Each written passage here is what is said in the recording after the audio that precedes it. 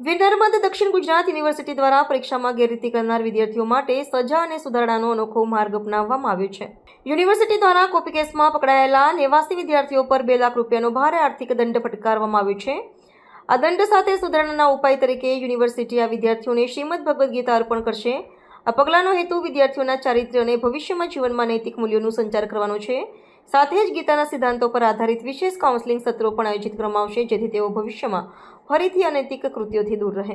આપણી વીરનર્મદ દક્ષિણ ગુજરાત યુનિવર્સિટીમાં ઓક્ટોબર અને નવેમ્બર દરમિયાન 1,25,000 કરતાં વધારે વિદ્યાર્થીઓ જ્યારે પરીક્ષા આપી રહ્યા છે, ત્યારે તેઓના 250 કરતાં વધારે કેન્દ્રો પર મળીને પ્રથમ તબક્કામાં 89 જેટલા વિદ્યાર્થીઓ જે છે તે વિવિધ પ્રકારની ગેરરીતિ જે કે કાપડી લાવી ઇલેક્ટ્રોનિક ગેઝેટ તેમાં પકડાયા, તેનું કાલે સાંભળવામાં આવ્યા હતા।